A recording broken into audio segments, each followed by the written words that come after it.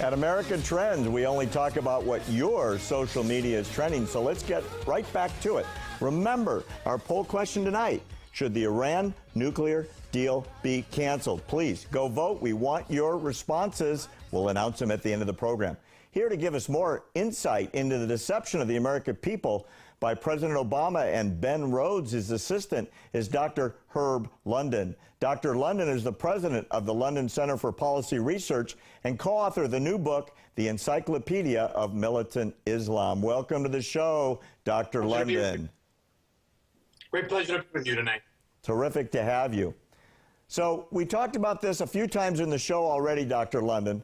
President Obama wanted this Iran nuclear deal with Iran as far back as 2012. Can you give us some behind-the-scenes insight? Well, I think it goes back even earlier than 2012.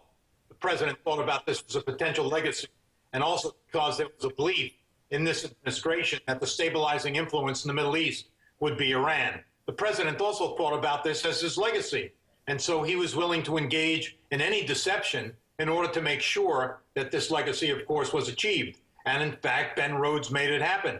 He made it happen by convincing members of the press, as well as our allies, that in fact there's an organization in Iran called moderates. Of course, there's no such animal. There's no such thing as a moderate within Iran. But that deception was absolutely necessary in order to convince Israel not to attack Iran, and also to convince other allies that the Iran deal was perfectly sensible. Well, Ben Rhodes called the Iran deal, quote, the center of an arc, unquote. So how does this deal relate to the rest of the Middle East?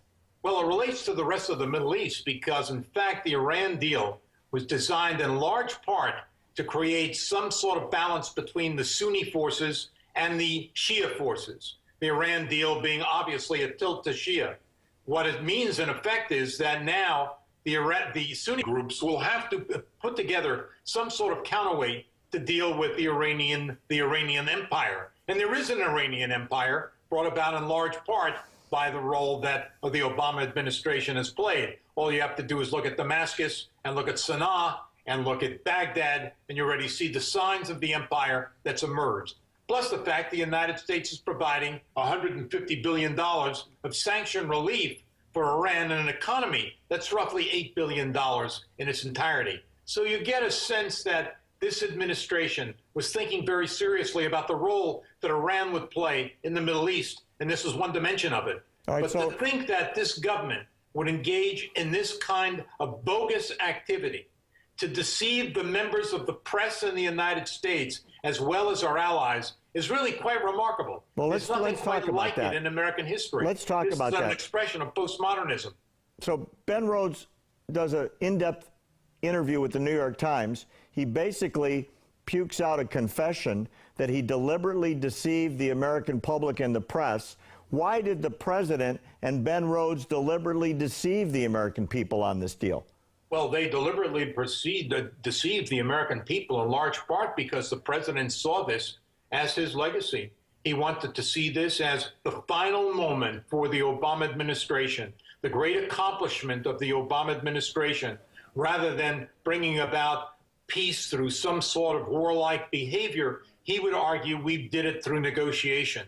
Of course, the negotiation itself gave Iran almost everything it wanted, including the possibility that Iran will have nuclear weapons. If they cheat, perhaps in the short term. If they do not cheat, maybe it's 8 years, 10 years, or 12 years, but they will be able to acquire nuclear weapons. Oh, absolutely. I've written extensively on this. So from a political perspective, Dr. London, does this attach to Hillary Clinton at all in the 2016 election? She was Secretary of State previous to Kerry.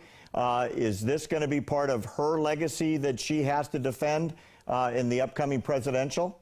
She can't rebuke the President of the United States. She was the Secretary of State, and in fact had to have some knowledge of this.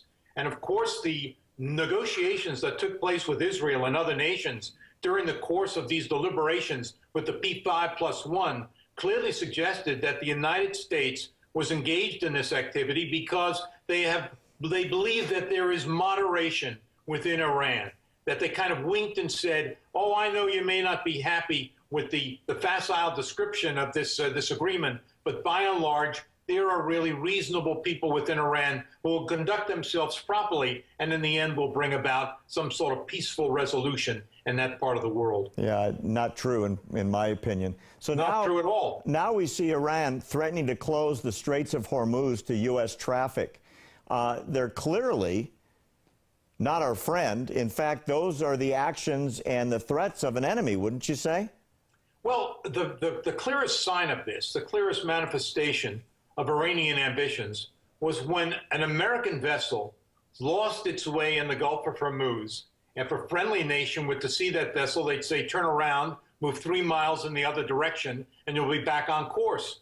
But what the Iranians did was they forced American sailors on their knees. They forced the one-woman sailor to wear a hijab. They put themselves in the position where they put this on TV. They took their weapons away. They had the American sailors put their hands behind their backs, indicating some form of surrender. And then they publicized this throughout Iran. That is not the actions of a friend.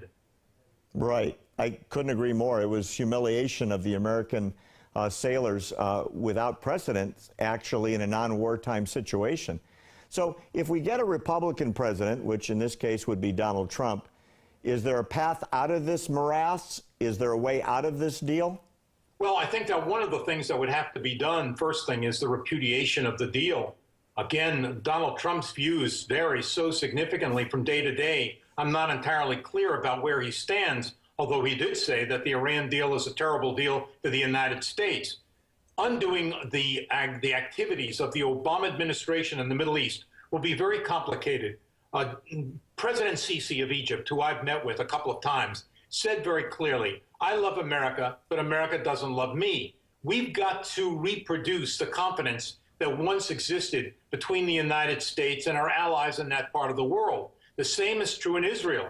Netanyahu would say, you know, I feel that the United States is a key element in whatever happens in this part of the world, but I could not rely on American views during the course of the Obama administration. So again, reestablishing that kind of confidence is going to be the first task of a new president, and it's not an easy matter to resolve. Well, I can allay your fears a little bit, Dr. London. We had Dr. Walid Faraz on with us Friday night, who, as you may know, is helping with foreign policy.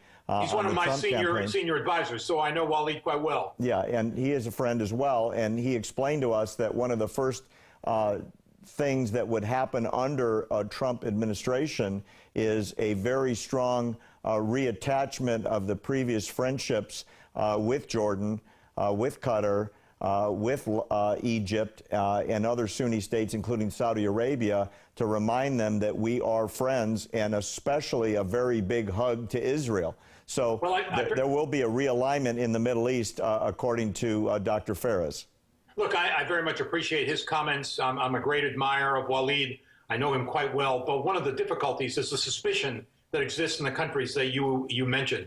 There is no doubt that an attempt will be made of that kind, but the suspicion is very widespread. If you spend any time in Saudi Arabia today, they'll tell you, we can't rely on the United States anymore. They're going to try and create their own defense condominium because they feel that the United States is an unreliable partner. And Walid is quite right. I mean, obviously the effort should be made, but I can assure you that many of the allies in that part of the world are quite suspicious. Dr. London, we've got to leave it there. Thank you so much. More America Trends coming up.